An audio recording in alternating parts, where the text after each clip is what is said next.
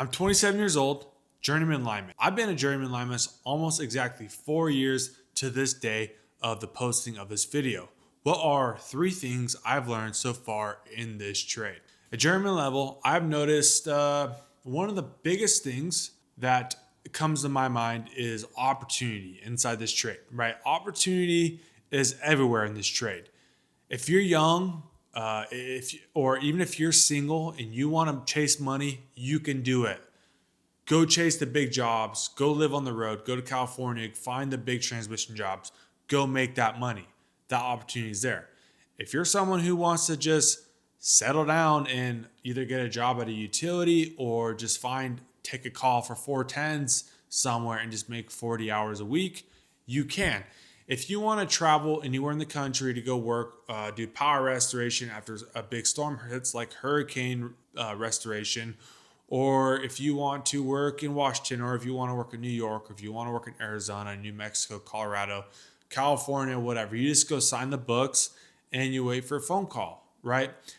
That opportunity is there. And it's probably one of the biggest things I've probably noticed or experienced so far in this trade. I've been from Washington to New Mexico, Arizona, California, New York, Louisiana, Michigan, Colorado. I've been to a lot of states because of this trade, and I've just come to realization that there's honestly so much opportunity inside this trade. Whether you want to work on a transmission line or do distribution or do underground or work on a substation, whatever you want to do, it's there. You have to just go and do it.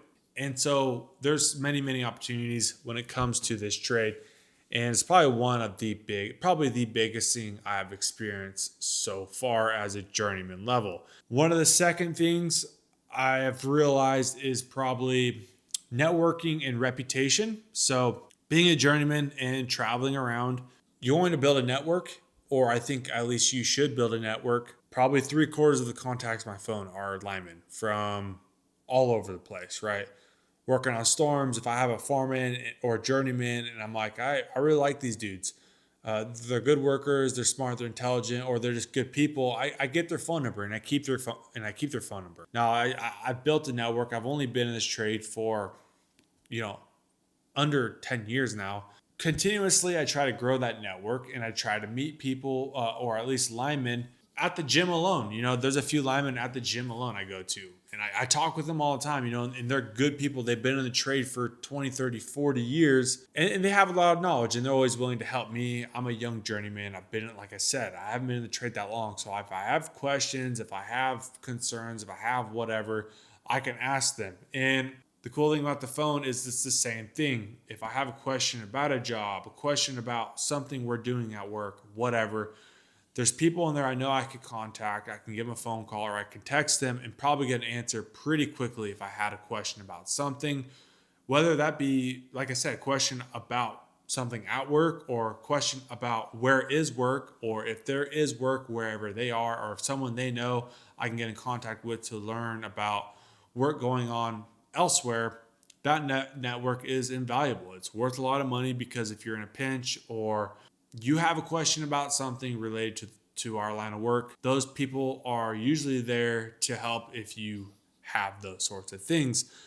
Going with that is your reputation. So if you're going to build that network, depending on where you go to work, your reputation, your attitude, how you act at work, how you conduct yourself around other linemen on a crew. Are you Mr. Know-It-All?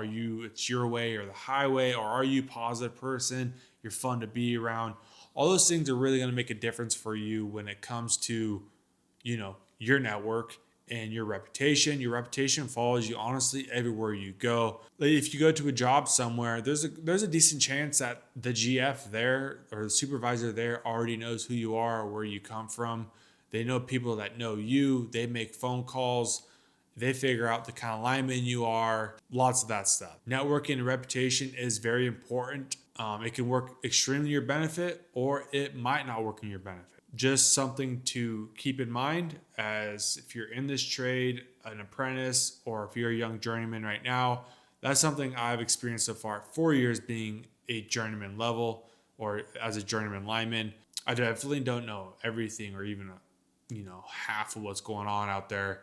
But I do realize that your reputation and the network that you have in your phone and people that you can contact is worth a lot. The third thing is money. I realize that in this trade, you can make a lot of money if you want to. If you are someone who wants to chase the big jobs, if you're someone who wants to go work 7 days a week and make a bunch of money and make $200,000 in 6 months, or if you're someone who wants to work 40 hours a week and make 1,400 bucks a week, there's kind of the whole spectrum of what do you want to do. You can most likely do it. I'm not a huge money chaser. I actually like to have a life for the most part. I have a wife and there's family, and I like hanging out and doing things, doing blueprint, blue collar EDU. I enjoy being able to work on this stuff. So work as far as being a lineman is not everything that I do. So to me, I'm not huge on working 7 days a week, 16-hour days, unless it's on storm, like hurricane or something like that. Sure, I'm getting paid good money. That stuff's temporary. But I'm not a huge fan of working all the time forever. But with that being said, the other side of that coin is if you want to do that, if you want to go work a big job, working a bunch of hours, making a bunch of money, you can do that. You make your 6 figures for 6 months and then take the rest of your off you want and just work storm, right? Like, so there's goes back to the opportunity to do all that. That's there. You can do that. Money's crazy, but with the money comes the finances. Please, if you're getting started in this trade, if you're a young journeyman and you realize, holy crap, I make good money, just one piece of advice from me is just try to take care of your finances as early on as you can. Buying that fancy boat, that razor, that super expensive, fun fifth wheel toy hauler, and buying all these materialistic possessions, I'm not telling you not to do it, because I have some of those things: dirt bikes, road bikes, sports car, nice truck, and those sorts of things. Like, I have it, but don't ball out like crazy. I'm not gonna tell you what to do. I'm just saying, I've been around the trade long enough. I've worked with enough people where it's like, how are you in such a financial pinch? I know the kind of money you make, I know the kind of life you live, but like, still, how are you in such bad finances with the kind of money that we can make? I just don't see why. But with that money, comes a lot of luxuries, and depending on how you spend that money, how you use that money can put you in a real pinch. So money's real in this trade. It's just that I would personally tell you to learn how to take care of your finances. Another thing that I've learned is that there is 1,000 ways to skin a cat, which I don't know if that's how the saying goes. Maybe it's 500 ways, maybe it's 5 million ways. I don't know. But there's a lot of different ways to do the same job. I think it's pretty important to, if you're a young journeyman, like I'm still a young journeyman, is to try to keep an open mind and an open book, to be able to learn, to have a good attitude, to show up to work, to try to learn something new every day. There's a lot of people out there that have a lot of knowledge, and if you're one, it's a closed book and you think that the way that you do is the only way to do it, I don't think that's really the right mindset to have in this trade. I think being able to learn and just have a good attitude all the time, especially at journeyman level, you're going to have apprentices that enjoy working with you. The apprentices are going to work better with you. Eventually, those apprentices become journeymen, become foremen, and become general foremen, and become supervisors. So how you treat your apprentices can go a long way as well. So I try to treat my apprentices, for the most part, pretty good, right? Like, unless you really screw up and you deserve a butt chewing, then sure. But I don't think you really need to be that journeyman that treats everyone, apprentices, like crap just because you're a journeyman, right? Like, you were an apprentice once. How did you like it when your journeyman treated you like crap? I hated it. So that's why I tried to be the other side of, like, unless you give me a reason to be pissed off at you, then why am I going to treat you like crap? Like, there's just no sense in all that.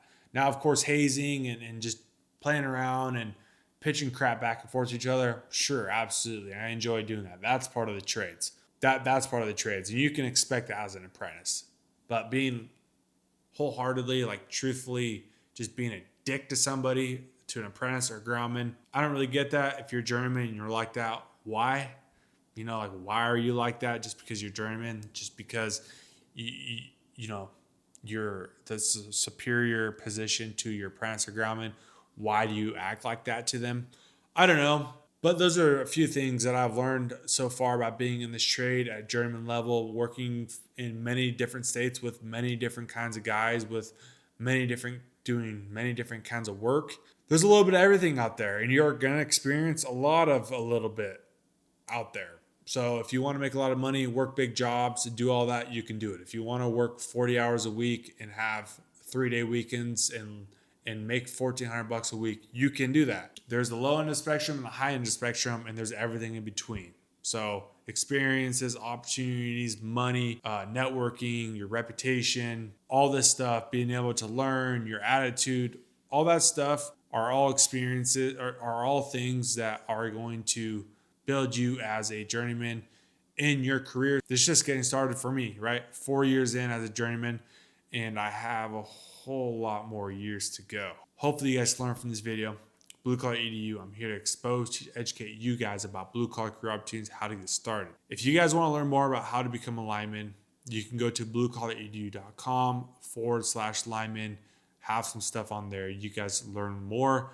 If also, you can leave in the comments down below, ask your questions, and I'll answer them either in the comment section on CTQ. With all that being said, I'll catch you guys on the next video.